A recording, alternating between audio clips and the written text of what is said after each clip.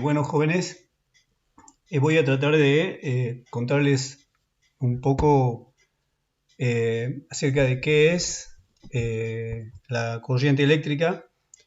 Para eso tenemos que acordarnos un poquito de algunas cosas que hemos estudiado en la secundaria, ¿no? Eh, Tenemos que acordarnos cómo era la estructura de un átomo. Eh, si ustedes se acuerdan, los átomos son partículas compuestas, están constituidas, cada átomo tiene un núcleo que está constituido por protones y neutrones, alrededor del cual giran los electrones, ¿no? Los protones son partículas del núcleo que tienen carga positiva, los neutrones también son partículas del núcleo que tienen carga neutra, o sea, no tienen carga, y los electrones que giran alrededor del núcleo tienen carga negativa, ¿no? Entonces, por ejemplo, acá, este es un esquema de lo que sería un átomo de helio. El helio es un gas, tiene número atómico igual a 2, quiere decir que tiene un núcleo que está compuesto por dos protones, que son estas bolicitas rojas, y dos neutrones, que son las bolicitas amarillas, alrededor del cual giran dos electrones, ¿no? Por otra parte, acá hay un esquema de otro átomo, que es el átomo de neón, que tiene número atómico igual a 10. Quiere decir que el neón tiene en su núcleo 10 protones, probablemente tenga 10 neutrones, y alrededor de este núcleo giran organizados en orbitales 10 electrones, ¿no? Entonces, una vez que recordamos esto, tenemos que acordarnos además cómo se organizan los electrones en sus órbitas alrededor del núcleo del átomo. Hay que acordarse que se organizan en niveles de energía. Entonces, hay un primer nivel, que es el nivel n igual a 1, que acá estaría representado con esta órbita, ¿no?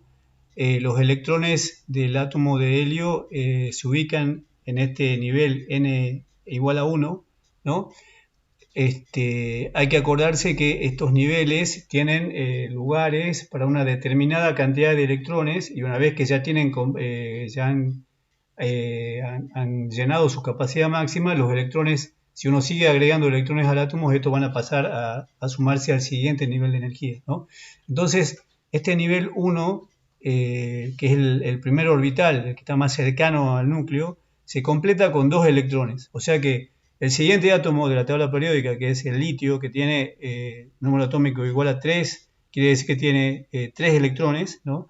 El tercer electrón ya no tendría lugar para ubicarse en este primer nivel y debería ubicarse en el siguiente orbital, o sea, que corresponde al segundo nivel de energía, ¿no? Entonces, este segundo nivel de energía, que está acá representado en el esquema del átomo de neón, ¿no? Se completa o está lleno ya con 8 electrones. Si ustedes se fijan, el neón tiene su orbital externo completo porque ya tiene 8 electrones, y el siguiente átomo de la tabla periódica, que tiene un electrón más, ya tiene que ubicar el 11º electrón en un nuevo nivel de energía que está más alejado del núcleo que el último del gráfico. Bien, entonces hay que acordarse que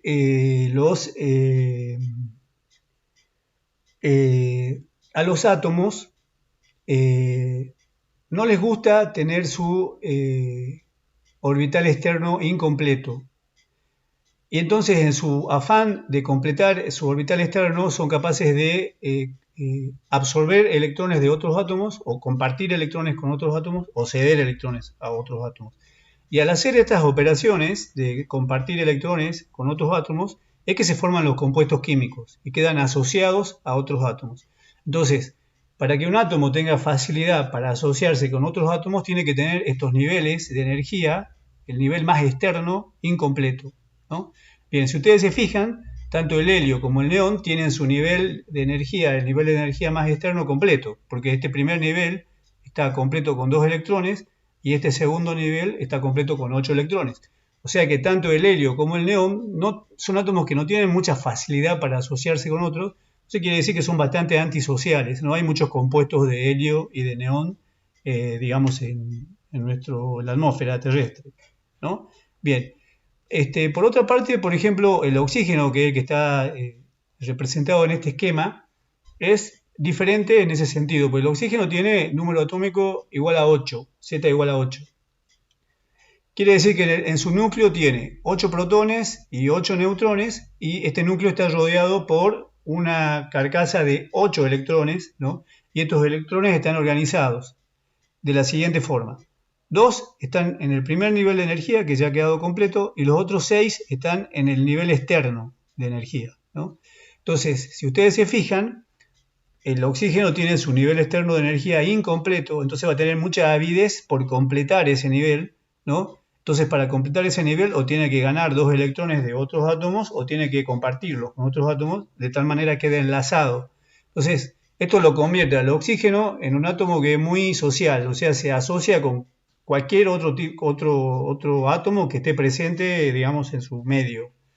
Bueno, entonces nosotros sabemos que el oxígeno tiene mucha facilidad para asociarse con otros átomos. De hecho, sabemos que muchos materiales que nosotros conocemos, si los dejamos expuestos a la atmósfera, digamos, se oxidan. Eso porque el oxígeno se está combinando, lo está oxidando, ¿no?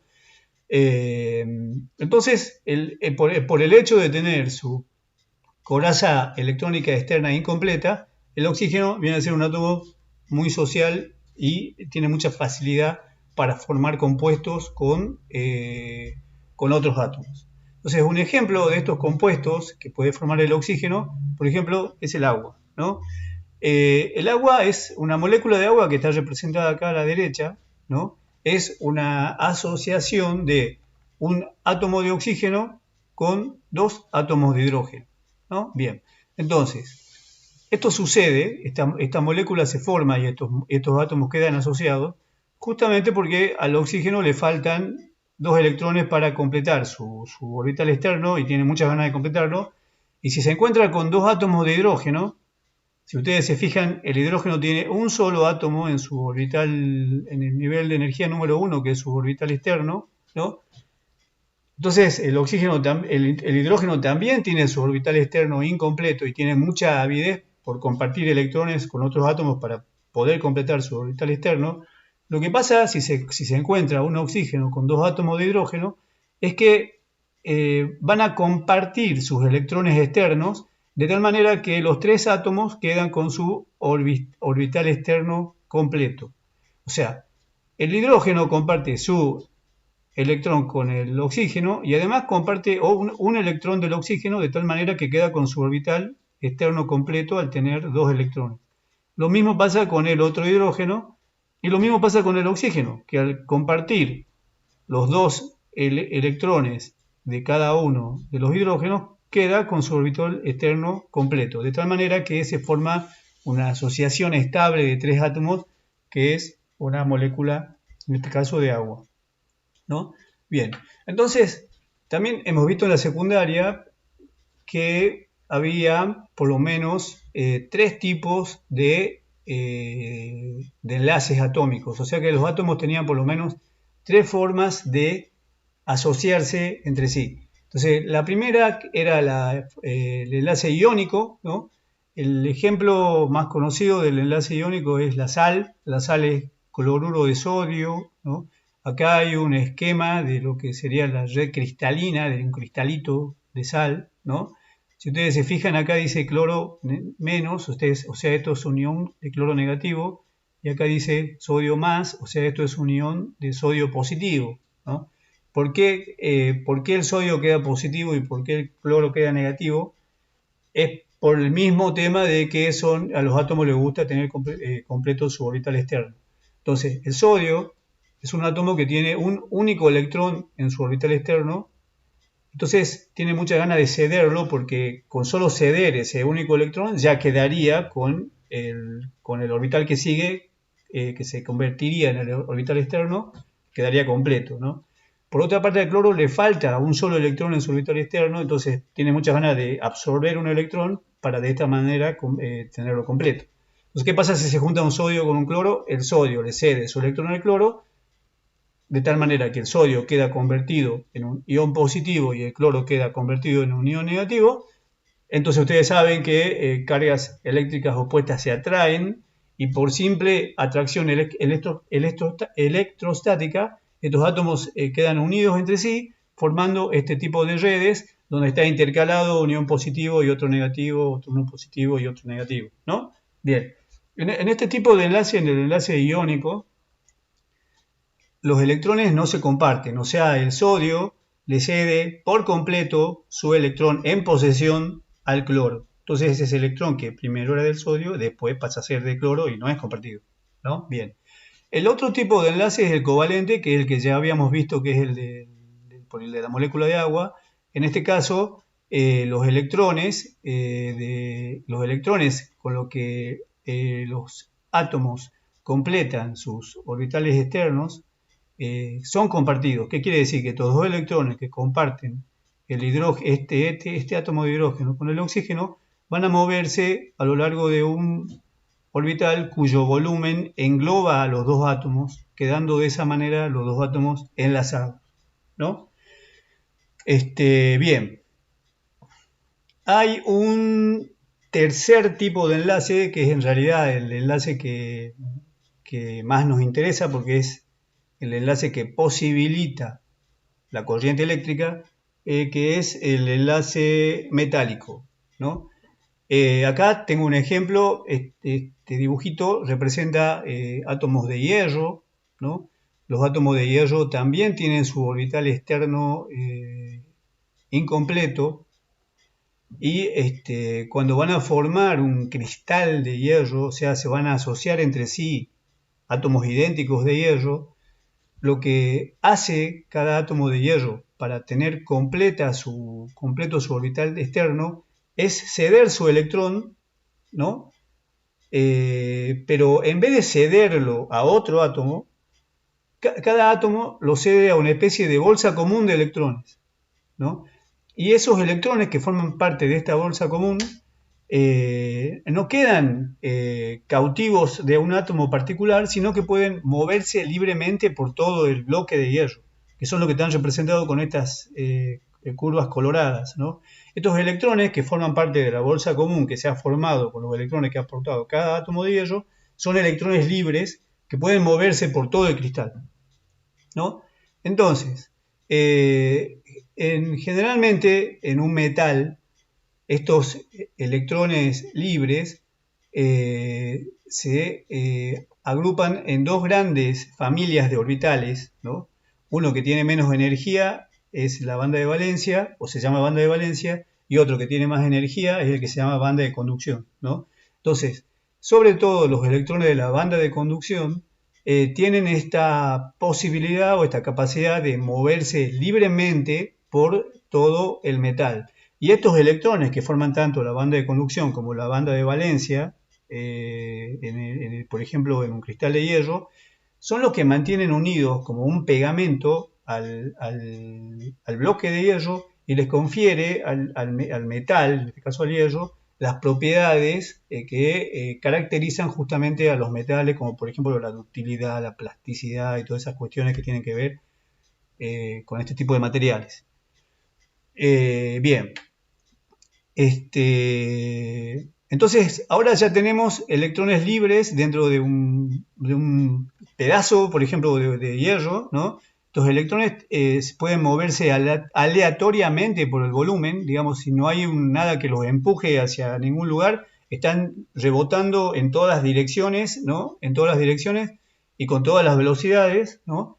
Y se distribuyen por todo el metal como si fuera un gas, se distribuyen uniformemente como si fuera un gas de partículas libres. Bien, entonces lo único que tenemos que hacer para que estos electrones se muevan en una dirección determinada es ponerle a nuestro bloque de metal un campo eléctrico, ¿no? Entonces eso es lo que vamos a hacer a continuación. Entonces, Si yo tengo, por ejemplo, este bloque cilíndrico de metal, ¿no? Y digamos, aplico una diferencia de potencial, por ejemplo, entre esta sección y esta sección, eso lo podría hacer con un par de electrodos, lo que va a pasar es que dentro del metal se va a establecer un campo eléctrico y ustedes ya saben qué es lo que hacen los electrones cuando están bajo la acción de un campo eléctrico. O sea, se mueven en el sentido contrario del campo eléctrico, ¿no es cierto? Entonces voy a tener, si yo hago eso con mi metal, un flujo continuo de partículas, ¿no? Y ese flujo continuo de partículas es una corriente eléctrica. Entonces, en resumen, en los conductores, los átomos se asocian por medio de electrones libres que pueden fluir a través del material formando una corriente eléctrica. En cambio, en los aislantes, los átomos se asocian por medio de enlaces covalentes o iónicos y en estos casos los electrones de valencia quedan ligados a sus respectivos átomos o moléculas y no pueden conducir la corriente eléctrica porque quedan cautivos del átomo o molécula que lo hospeda, sería, ¿no? Bien. Entonces ahora les tengo que contar un poquito acerca de qué es lo que es un circuito eléctrico. En general, un circuito eléctrico está formado por uno o varios lazos cerrados que unen diferentes elementos por donde circula una corriente de electrones que es impulsada por un campo eléctrico. Entonces, acá en este esquemita, el esquema de un circuito eléctrico simple, tengo este lazo cerrado, ¿no? Por donde se establece la circulación de la corriente como si fuera una circulación de agua, ¿no? El lazo tiene que estar cerrado para que se mantenga la circulación. Si está abierto en algún lado, se corta la circulación, ¿no? Entonces, este generador o batería lo que hace es establecer dentro del cable un campo eléctrico. La batería lo que genera es una diferencia de potencial entre estos dos puntos y esa diferencia de potencial establece dentro del cable un campo eléctrico que empuja los electrones en una determinada dirección, ¿no? Entonces, esa circulación continua de electrones en un sentido, ¿no? Nos sirve a nosotros para transferir energía desde el generador a, por ejemplo, un receptor, que en este caso es una lamparita, ¿no? O consumidor, y la usamos por ejemplo, para producir luz, ¿no? Entonces, todo este circuito podría estar dentro de una linternita, bueno, y tenemos una linterna que funcionaría de esta forma, ¿no? Acá lo que nos tenemos que acordar es que hay dos tipos de corriente eléctrica. Una es la corriente continua, que es la que vamos a empezar a estudiar nosotros. O sea, estos primeros trabajos prácticos van a ser sobre corriente continua. La corriente continua se caracteriza porque, por ejemplo, este es un circuito de corriente continua porque el campo eléctrico que mueve la corriente, el valor de ese campo no cambia con el tiempo y se mantiene constante. Y las otras magnitudes eléctricas, como por ejemplo la intensidad de la corriente o la diferencia de potencial, también se mantienen constantes en el tiempo. En cambio, en la corriente alterna, el valor del campo eléctrico que impulsa a la corriente eléctrica varía periódicamente con el tiempo de acuerdo a alguna función senoidal, cosenoidal o sinusoidal, ¿no? Y junto con el campo eléctrico también varían las otras magnitudes eléctricas como la diferencia de potencial o la intensidad de corriente. O sea, esa es la diferencia entre la corriente continua y la corriente alterna. Acá les estoy mostrando el esquema de lo que es un circuito simple de corriente continua. Solo que ahora hay que darle mucha bolilla a lo que son estos símbolos. Este símbolo que está acá, que es un palito largo y finito, seguido de un palito cortito y ancho, es el símbolo de un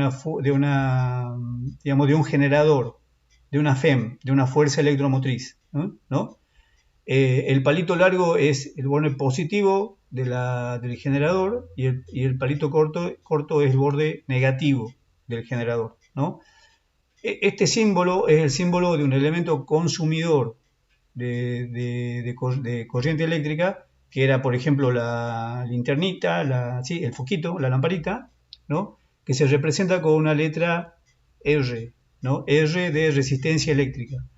La letra I sirve para denotar la intensidad de la corriente eléctrica. Si la batería, digamos, tiene el positivo acá y el negativo del lado de abajo, lo que va a hacer es que se va a establecer una corriente eléctrica en este circuito que va a circular en el sentido horario, ¿no? Si la corriente eléctrica circula en el sentido horario, eso quiere decir que los electrones en realidad están circulando en el sentido antihorario. De eso vamos a hablar después. Lo que importa es que nosotros ahora tenemos que verificar lo que es la ley de Ohm, que es la relación que hay entre tres magnitudes eléctricas, que son la intensidad de la corriente eléctrica que se establece en el circuito, la diferencia de potencial aplicada al circuito y la resistencia intercalada en el circuito, ¿no? Bien, entonces esta ley de Ohm nos dice que la intensidad de corriente es proporcional a la diferencia de potencial entre los bornes A, este sería A, acá me he equivocado, y B, sobre la resistencia eléctrica, ¿no? La resistencia eléctrica incluye todas las causas que se oponen al establecimiento de la corriente eléctrica, ¿no? Ustedes van a verificar esta relación, ¿no? Pero antes que hagamos eso, le tengo que contar para qué usamos nosotros la corriente eléctrica. Bueno, primero que nada, la corriente alterna sirve para transportar y distribuir grandes cantidades de energía por medio de una red de distribución desde las usinas generadoras a cada casa o fábrica de una ciudad o territorio que esté abarcada por esa red de distribución. O sea, la corriente alterna nos sirve para distribuir energía, ¿no? O para transportar energía o transferir energía a distancias que son del orden del kilómetro, de los 10 kilómetros o de los 100 kilómetros o incluso del tamaño de un país. Para eso sirve la corriente alterna.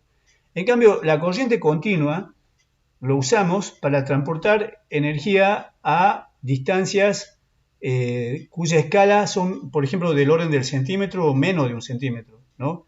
Por ejemplo, en un celular la usamos para distribuir o para transferir la energía que genera la batería a los diferentes elementos consumidores del aparato, como puede ser la antena, como puede ser la pantalla o como puede ser el micrófono, ¿no? Bien, entonces, cuando estamos hablando de escalas del centímetro, es mucho mejor usar corriente continua. Bien, no tienen que olvidarse de las unidades de medida de las magnitudes eléctricas. La intensidad de la corriente se mide en amperios. Una corriente de un par de amperios es una corriente ya importante. También se usa mucho el microamperio y el miliamperio, ¿no? El voltaje, tensión o diferencia de potencial se mide en unidades de potencial, que son los voltios. Se usan mucho también los milivoltios, ¿no? Y por último, la resistencia se mide en ohmios. Se usa mucho, por ejemplo, los múltiplos de ohmio para digamos, referirse a resistencias muy grandes, por ejemplo, de megaohmios o kiloohmios, ¿no? Y para resistencias pequeñas se usa, por ejemplo, los miliohmios, ¿no? Le digo eso porque para un ingeniero es muy importante manejar bien la cuestión de las unidades y los múltiplos y los submúltiplos, y ustedes tienen que prestarle atención a ese tema porque lo vamos a manejar mucho, ¿no? Bien, entonces, ¿cómo vamos a hacer para verificar la ley de Ohm? Vamos a utilizar el método gráfico que ustedes ya conocen. Como es bastante probable que no podamos hacer las mediciones en forma directa en el laboratorio, seguramente nosotros le vamos a mandar datos para que ustedes verifiquen si esos datos, que son resultados de mediciones, cumplen o no con la ley de Ohm, ¿no? Entonces, la ley de Ohm se puede expresar de dos maneras, que son las más comunes. La primera es esta, que es la que ya conocen, I igual a V sub AB sobre R, o la segunda es esta, que la diferencia de potencial es igual al producto I por R, ¿no? Acá lo único que he hecho es pasar la resistencia multiplicando al otro miembro, de las dos formas es igual, es lo mismo, ¿no? Entonces, ¿cómo vamos a hacer para verificar si nuestros datos cumplen con la ley de Ohm? Lo vamos a graficar. Entonces, hay dos formas de graficarlo. Si ponemos la diferencia de potencial en el eje de las ordenadas y nuestros datos medidos verifican la ley de Ohm, entonces los puntos que grafiquemos tienen que quedar alineados a lo largo de una recta, ¿no? Y en este caso, la pendiente de la recta va a ser igual a la resistencia. O sea, si primero tienen los puntos alineados y después cuando calculan la pendiente de la recta, ese valor de la pendiente le sale igual al valor de la resistencia intercalada en el circuito, bueno, quiere decir que su circuito cumple con la ley de Ohm. La segunda posibilidad que alguna gente hace eso es poner la intensidad de la corriente en el eje de las ordenadas, entonces el potencial queda en el eje de las abscisas. Entonces estaríamos en este caso, ¿no? Estaríamos, perdón, en este caso, en el primer caso, ¿no? Entonces, si sus datos cumplen con la ley de Ohm, los puntos también cumplirían, se ajustarían a una recta, pero la pendiente sería diferente. Y en este caso, la pendiente de la recta es igual a la inversa de la resistencia, ¿no? Entonces, no hay que confundirse con ese tema. Bien, entonces ambas gráficas representan relaciones lineales entre el voltaje y la corriente, en la que la pendiente de la recta es la resistencia o su inversa.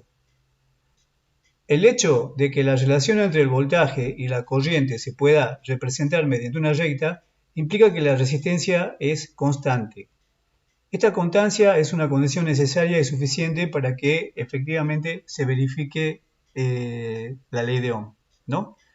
Bien, lo último que me falta contarles es que para hacer las mediciones, en realidad al circuito sencillo hay que modificarlo un poco, porque hay que intercalar en el circuito los elementos medidores, que son dos.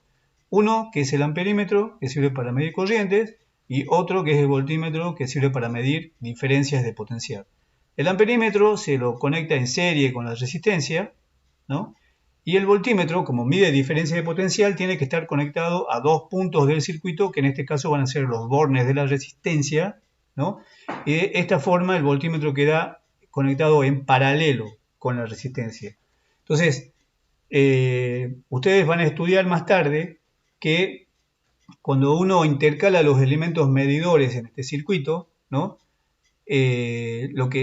Como no son ideales, cada uno de estos tiene su propia resistencia interna, está cambiando la resistencia de circuito, entonces la resistencia medida no va a ser exactamente igual a la resistencia de prueba, y este error producido porque los elementos medidores modifican la magnitud que yo quiero medir, si se acuerdan se llama error de interacción, es muy importante en el caso de las mediciones eléctricas y tienen que tenerlo en cuenta. Se los comento ahora para que no se olviden de eso, después vamos a ver cómo se calcula, ¿no?